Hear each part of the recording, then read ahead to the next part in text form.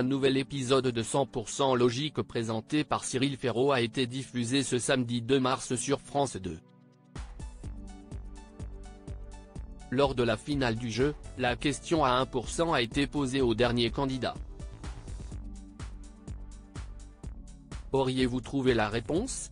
Un retour en grande forme. Cela fait 3 semaines que 100% Logique fait face à The Voice chaque samedi soir sur France 2. La concurrence est rude mais Cyril Ferraud tient bon.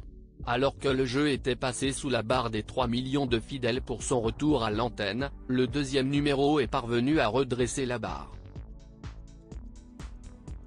En compagnie de Gilles Alma, Elsa Esnou et Florian Gazan, le programme a réuni 3,07 millions de personnes, soit une part d'audience de 17,4% sur l'ensemble du public.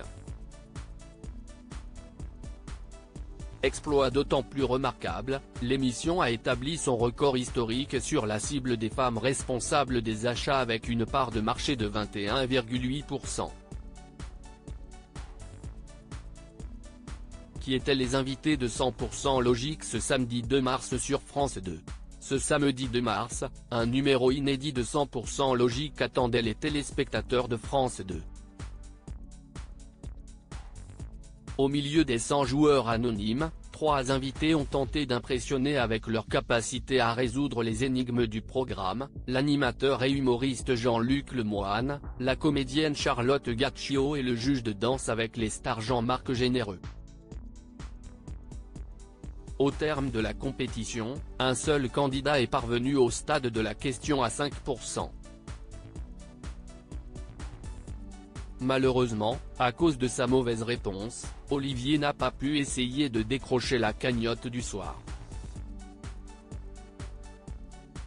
Cyril Ferraud lui a alors proposé un choix, soit Olivier décidait de partir à ce stade avec 2000 € en poche, soit il se frottait à la question à 1% dans le but de repartir avec la moitié de la cagnotte, à la hauteur de 37 500 €.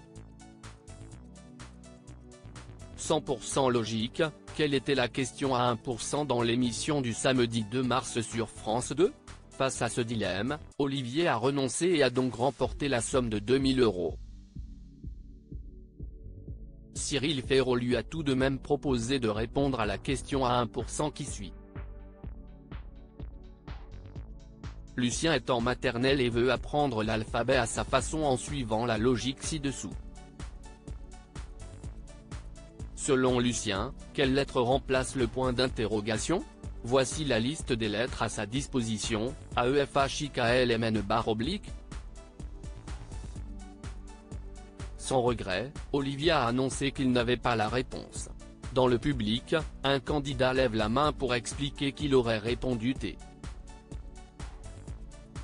Voici la justification, Lucien a décidé d'apprendre d'abord les lettres sans arrondi et, dans l'alphabet, la première lettre qui n'a aucun coin arrondi, si est bien le T, indique Cyril Ferraud.